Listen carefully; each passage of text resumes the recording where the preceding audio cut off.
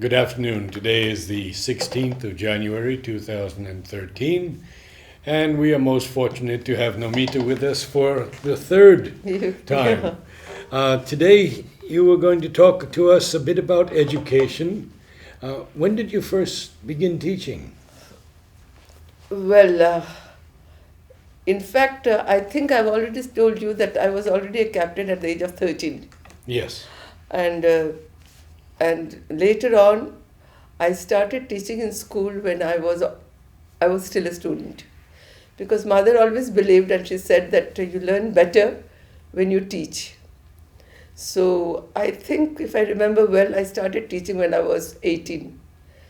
I was a student of higher course and I used to teach children's classes. I used to take the children, but in school, not in kindergarten What or ages? the What nursery. ages were the children? They must have been 9 or 10 at Huh. that time. So that is when I started teaching. I started with French first. The and I mean the way I had learned it, so I started teaching in that way. And then later on, every year, with a little more experience, I came up the ladder. And when I finished my higher course, at that time the higher course was very different to what it is today. Hmm. So when I finished the higher course, perhaps it might be of interest to know how it was in our time. The Definitely. higher course. You Yes. see, the higher course we had, uh, it was divided into, of course, the science students and the art students. There were some subjects which were compulsory, and others which were you could choose where you would like to uh, major. I mean, which you would like to specialize. So, if you happen to be an art student, the compulsory subjects were Sri Aurobindo's studies. And so Sri Aurobindo's books, but to understand that, we needed a basic knowledge of the world history, the psychology and sociology. So we had wonderful teachers like Kishore Gandhi and Prapatti and even Puraniji, who was for Indian culture. We did the foundations of Indian culture with Puraniji. So we had really very good teachers, Medhananda and all of them. So those were compulsory, Shanodda, those were compulsory subjects.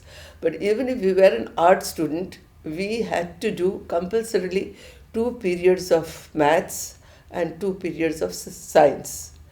But that was perspective. It was not intensive. And those who were science students had to do 2 periods of French and 2 periods of English, even though they were art students. So, and for the perspective classes, it was, of course, we had Pavitrada and Jugulda. They were our teachers, our professors at that time.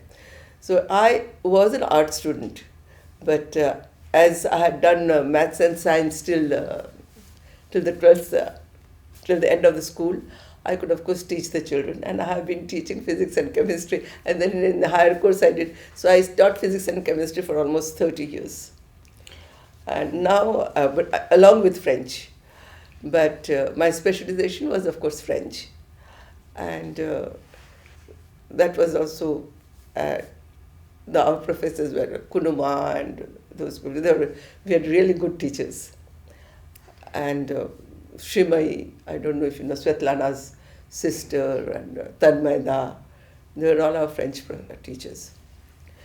But I think I had also Mr. Rasendran and Bharatidi. They were also my French teachers there. So when I finished, then I really got into the stream. I remember they had asked me if I would like to take charge of the kindergarten as soon as I completed my higher course. So I said I refused because I thought I was already with the kids in the playground, and I thought it would be too much for me to be with the children throughout. So I refused and I said no, I'm happy teaching in the school, secondary school, and I would enjoy that more. So, but of course, today I am teaching the last 2 years of the school. That is what is called in our school just before they go to knowledge. That is EAP 5 and 6, equivalent to what you call 11th and 12th class outside. So, I have given up, of course, physics and chemistry because it was becoming a bit too much. I wanted to ask you how Mother guided you. Now, you see what, when we were kids, Mother used to take our classes in the playground, and she has really always told us that it is what you learn best with example. So I always kept this in mind, that if I can show a good example to my students, then they are going to learn that. So that was one of the criteria for me. I mean, and I have been seeing since I was a kid the discipline that our elders followed in the ashram, the time that they kept, the discipline. So those were things which Mother really emphasized on. And when she took our classes, like we were the youngest children, at that time she started with the green group classes, so I was one of them.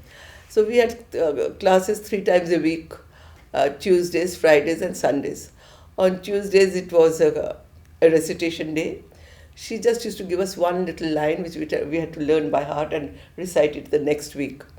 And on Fridays either it was reading, and later on it became a story class where she used to tell us stories or she used to read stories. And Sundays it was a dictation class, which was also which she corrected herself. But it was all prepared dictation. She used to write it. We had to prepare it at home for a week. We had 1 week's time, and then we wrote. So she corrected all that. And during that period, she used to guide us in such a way that it is during that period that she wrote the book, The Ideal Child. And as I said, we really used to try sincerely to follow what Mother had written, how to become an ideal child of the Mother.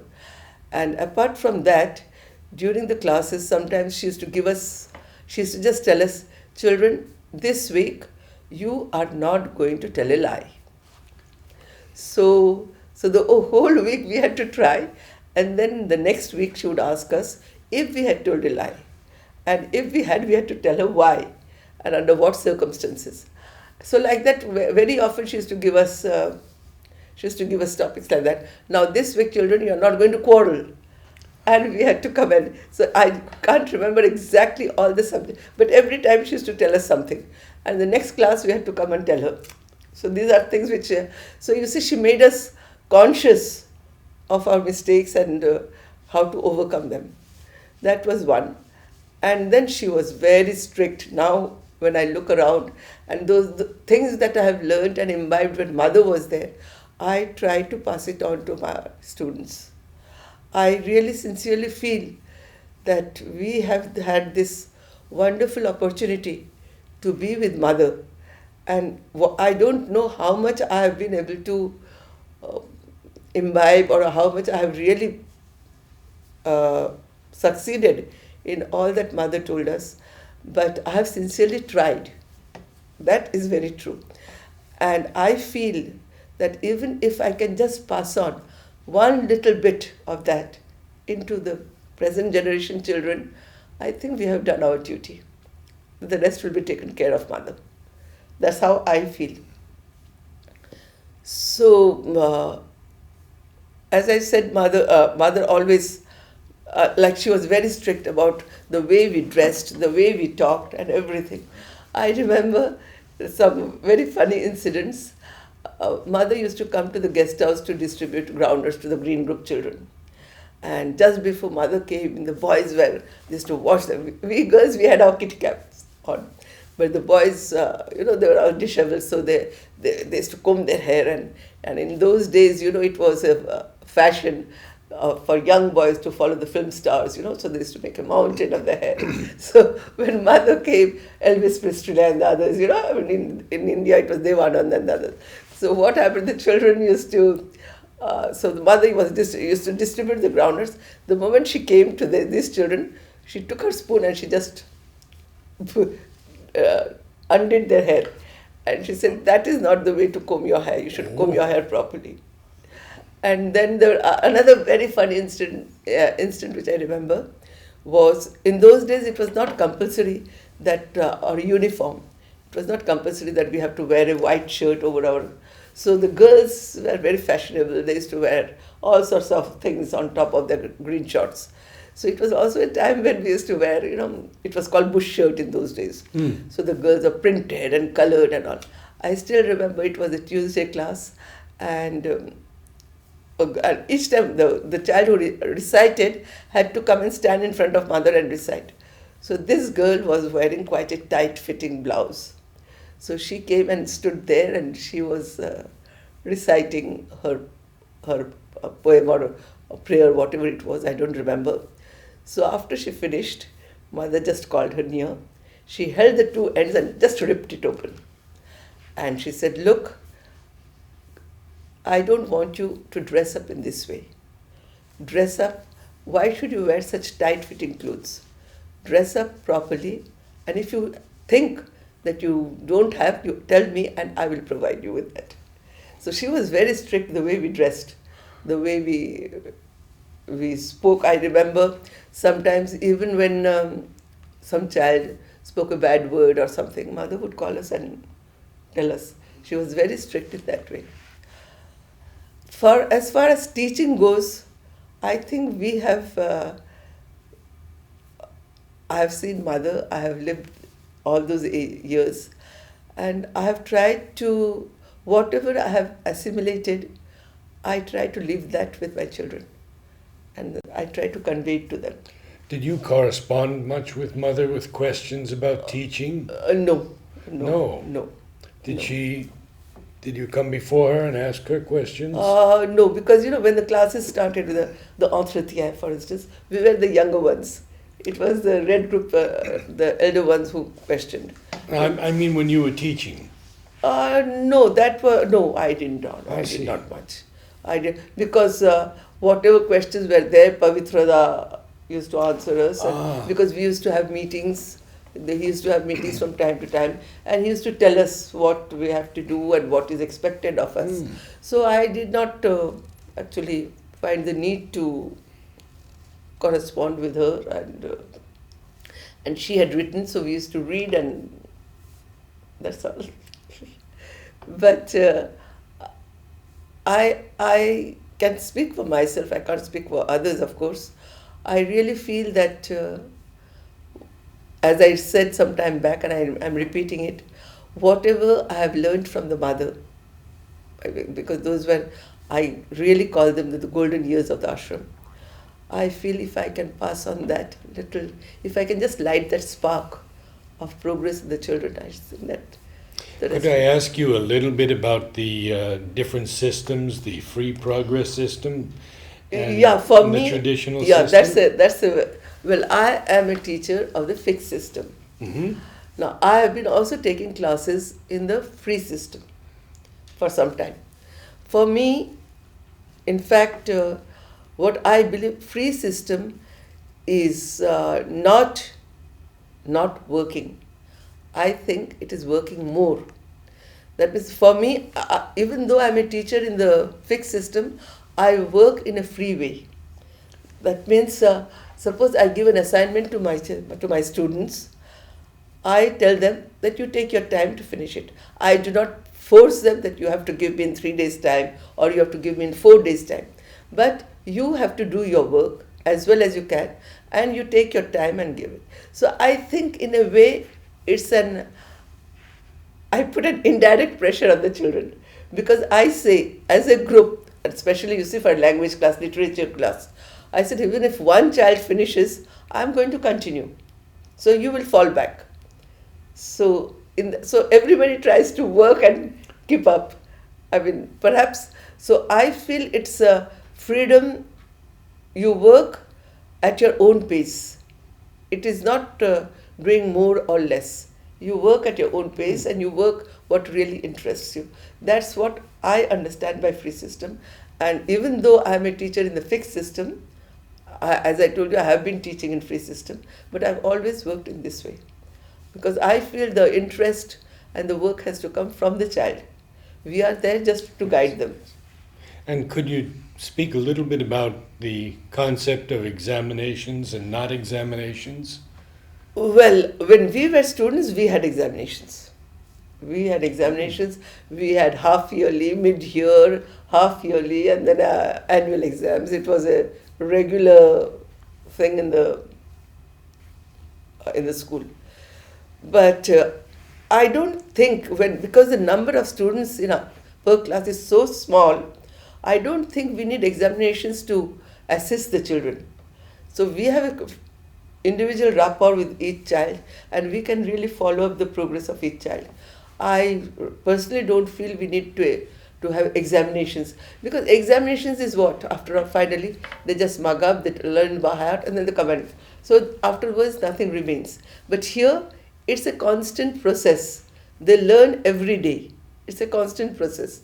So, and we are there to check and to explain. In fact, the relation between me and my students is not as a teacher, it's a friend. I'm a friend. I'm a friend, and I love them very much.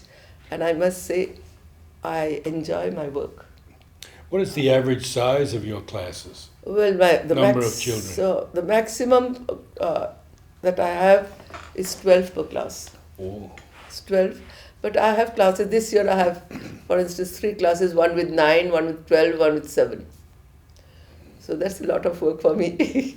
It takes me hours and hours to correct and to discuss with them individually. Here, you see, we can really give them individual attention to each child. And I think that is what is more important than examinations. I don't think examinations are really important. But, well, it's like that. How often mother is to take classes at the program? 3 times a week we used to have. She started with the green group first. So we used to have 3 times a week. And then sometime in 1956, slowly she stopped. First she stopped the dictation classes, then the recitation classes, I think. And then it was the Friday class which she continued for some time. What time she used to take? After our sports, when she used to come for groundnut distribution to the guest house at that time. And then moreover, what she used to do, after that what happened, even the Friday class shifted to the playground. So what we have, the entretien, mother's entretien, it's Wednesday classes. But in the beginning, we used to have it twice, Friday and Wednesday. So we have the records of those in the projector room. And the adults would join? Yeah. So what happened, it was with the red group. The Wednesday class started with the red. And then slowly, as his mother used to hold it in the playground, so in front it was the red group children's, and then we used to sit in the green group. And then wherever mother was there, the whole ashram was there in those days. So everybody used to, whether they understood French or no, but they were all there. We were all there. Everybody was there. And I remember as we were kids, sometimes it used to go over our head. I mean, it's not that we understood everything, but the fact that I feel it was, today when I look back, I think even if we did not understand, I think it had a very great value because it went somewhere into our subconscious and it stayed there. And later on we understood the value of the... So now when I sometimes read back, I read the entretiens. Sometimes I read them with my students also. And when I read, it just comes back to me. Even sometimes I can even see the gestures mother made. I mean, it's so living. The way she spoke, exactly the gestures that she made. When I read today, it does come back. Did you go to see her play tennis? Well, very rarely, because I used to take my group at that time. Mother went to play tennis at 4. I had to start my group at 4:30. So it was not very often possible that I went to see her. But of course, sometimes we used to peep in just before going there. But otherwise, no. I have not seen her playing tennis very often. During mother's classes, did any children... There's something very interesting. There's a very interesting incident about that. One day mother said, "Children, I'm going to see your palms." So all of us, we gave our palm. She wanted to read. And she saw all our palms, and then she said, all of us had something very much in common, except 3 children. So we were very curious, who were the 3 who were different? Who were the 3 who were very different? And she told us the names, of course. And so even today, I'm very much intrigued when I think, why did mothers say that these 3 had something different in their hands? Whereas she said most of us had the same. Interesting. Yeah. But she didn't say what the difference was. No. But she had said that. But she did not tell sometime to children that you were this in your past life. Yes, that she has. 2 incidents I remember very well. It was one of her classes, and she used to go in trance sometimes. She was correcting the notebook, or she used to go in trance. So I remember she told 2 girls. One girl, she said that after she came back, from her trance, she said, I saw her as a little French girl in France writing the same dictation. So one of the adults there asked, Mother, did she make the same mistakes? This was one. And another, which mother said, there's another girl, and mother said she was a little shepherdess I think that too was in France. She was a little shepherdess on the mountains. That also mother had said. So these 2 she had told us in the class, I remember. What was that teaching method? Well, for us kids, it was very simple. You see, she gave it to us. We had to learn. And then we came back. And once or twice she tried to give us a dictation without preparation. Later on she did. But in the beginning when she gave us, it was always, we learnt it and we came. But I remember some children, I was one of the serious ones, I must say. But some children, even if mother's class, but for us, she was our mother, we could take any liberty. So they did not learn till the last moment. So they used to write it on a piece of paper and keep it in their pocket, group shots. And during group hours, they used to try, because today they have mother's class. So they used to learn at that time and come. So all that was, it was also there. Because for us, as I said, we did not think that she was mother, we could take all the liberties with her. So as we would in school or with anybody else. So that is how it was done. If anybody came late for the class? No, there was no question of coming late. Because you see, the children were all there in the guest house for the groundnut distribution. In those days, nobody went home till mother left the playground. So sometimes she left at 10 o'clock at night also. So the whole ashram was there. Because if so, I still remember so there was a classroom, mother's classroom in the playground where she used to do the translation work. So we kids used to bring all our homework there, and we used to sit there and do our homework. And the days, I remember the days she used to have interview with Mr. Allen. At that time it was, Allen, yes, at the lake. At the lake, yes. He was working on the lake. It used to be very late, and we just dreaded it. Oh, today Mr. Allen's interview, and we'll be late. I remember that very well. You see, when you ask me questions, then I remember. Otherwise, it just... Do you have those notebooks where mother is corrected? I have all the notebooks. So you can sometimes show them mother's Okay. corrections and comments she has made. Yeah, I remember that she always used to write without a sans faute, and she used to give us a point or something like that.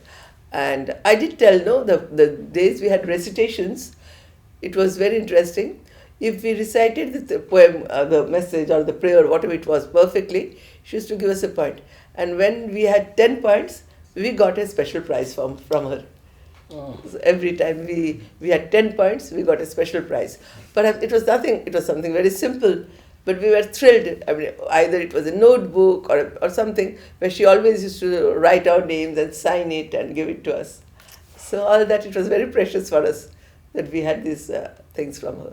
So she always encouraged us in this way by so that we did better each time. Yeah. When was your last meeting with mother? I spoke about it, I think, when I came back from from Europe the first time in 72. That was the last one. Because after that, mother stopped. Yes. Mother stopped seeing people in 72 Mm. May, I think. And that was my last, when I really spoke to her for a long time. I spoke about Yes, it. you did. Yes. That was the So last. if somebody did well in dictation, she used to give some prizes. For recitations. For dictations, she always used to write without mistake. I remember some of the comments she used to write, sans faute or parfait, or I remember one of my dictations, it was the first time, the ball pen had just come. So mother gave us all a ball pen. The ink didn't flow very well. So, and we were not habituated to writing. We used to write with pencils.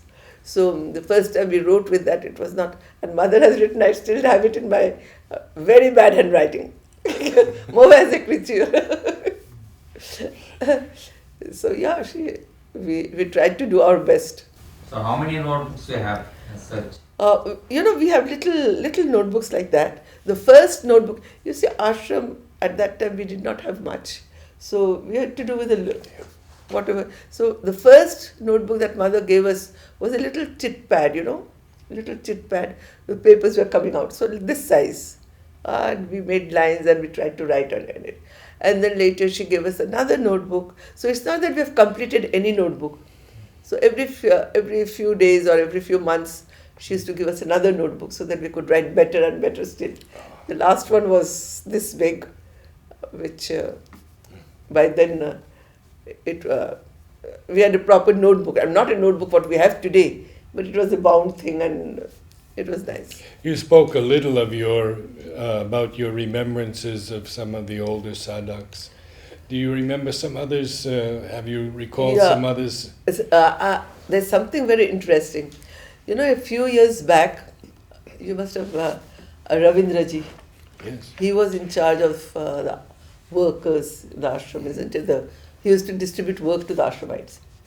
I remember when in the morning, he used to sit there in the fruit room every morning. So one day when I entered, he just called me and he said, Namita, the children are telling me, you distribute work, but what do you know? You have never worked in your life. So that, he was quite hurt. And I just thought, my God, how could they speak like that? Because we have seen that man since I was a kid. I have seen the work that he used to do. There was a cart, so that's why we had nicknamed him Vandida. That means the man with the cart. There was a cart with 2 wheels, with rubber wheels, and he used to pull it, be it rain or storm or sun, and carry the carriers and distribute it to every house. So he has done that for years, but the children don't know. So I said, excuse them, because they have never seen you working. They are this new now, but we have seen. But I must say, something which I have really learned from that generation of people is the sincerity and the dedication they had for their work. That I think was wonderful. And our generation also, we have tried to keep up that. I personally feel my work is my sadhana. Whatever I undertake, I try to do it to the best of my ability. With all my heart, I try to do it. At that time, there was Juman Bhai, Yes. Kunima. Yeah, all of them were there. And it was work ethic was very so strong. Yeah, then, and because, keeping up to time, having discipline. Because I know even at home, I have seen that. Afternoon, after school, 11:30, we used to go home, we used to sit before we were halfway through, my father had already finished his lunch. And he used to go and just have a little nap. Sharp 1 o'clock. He was never, sharp 1 o'clock, he used to get up, get ready, take his umbrella, and he used to walk down to the house maintenance, Kirudha. He used to work there with Kirudha house maintenance. But not a day, and we used to say, he was so punctual. I have seen it since I was a baby. So, I think that is what has also influenced me. And like I said, for the Golden Jubilee of the school, when we said the theme that I took for the Golden Jubilee was let us work as we pray for it. Work is the body's best prayer to the divine. But I really have seen the old sadhaks really working with that attitude. And I think that has also influenced me a lot, and I try to do the same. Do you have any remembrances of Amrita? You see, Amrita da, Nolini da, they were the elders. We were kids. So we used to play, and for us there was nothing, no serious interaction with them. We were kids, we could do what we wanted, and that's all. I mean, I don't remember ever having any serious talk or anything with Amrita. But Nolinida, yes, I must say, because that was later. I know I had put up some program in the playground with the kids. It was the Four Seasons. And all the costumes were made with paper. And he liked it so much, he came and he said, I want to photograph myself with the kids. So they were all paper costumes, and they were there, and he had said he liked it very much. I mean, he appreciated it. And then moreover, Nolinida was very good in sports, even at that age. So I remember having athletics competition, having run with him in the sports ground, doing my running, and I think he defeated me, even at that age. He was a very good runner. But like that, I have not had any serious, any philosophical talk or anything, But the nearest that generation was Pranabda, of course. Yes. He has guided me in many ways and helped me. In other words, you can say he was my mentor. He has really taught me so many things. And, others were all, well, we were the kids of the ashram, you see. So I should say that we were spoiled by everybody. We were loved by the love that we got from all the sadhaks was incredible. I see. Because you see, we were the first children. Right. Before us, there were no children in the ashram. It's during the Second World War when we came. So, I was called baby ashram. In the ashram, I was known as baby. So it used to happen sometimes. Sometimes when I look back, I think how much love we have got from all these people. My mother used to work in those days at night. She used to go for wiping the vessels in the dining room. And sometimes she used to just forget. So I had a little carrier. Where when she came, she brought my food. And sometimes by chance, perhaps she was. So always somebody who was there. Baby's carrier.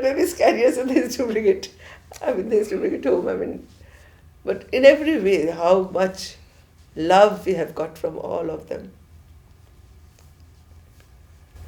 Well, thank you so much, Namita. It's been very special to be with you, to hear your remembrances, to know that you're still going strong and teaching every day. Yeah, I must say that that's a question many ask me. My friends who come from abroad, not the ashram people, because they know our attitude and so on. How long are you? I said, look, as long as I feel that I am doing justice to my work, that the children are enjoying my classes, and my health permits, I will continue. So I remember one incident which was very important for me, because in those days, I must have been in my teens, early teens, and I used to have a type of allergy. It used to swell up, my fingers. I used to have bumps here on the face and everywhere. So, and this used to recur quite often. So one day when mother came back from her tennis, Dada, as Pranabda, took me to mother in her room and she said, look, this is what she's getting.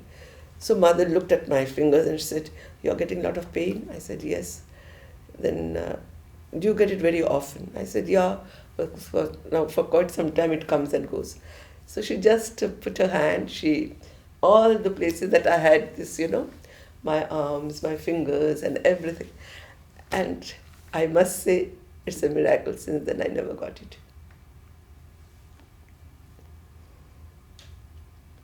So that was something which I remember very vividly. for every little thing, how much care she used to take. I mean, anything that we had to do, I mean, Shimandu's line is there, no? All can be done if the God's touch is there. yes, Wonderful. that's how I feel. Thank you so much. Thank you.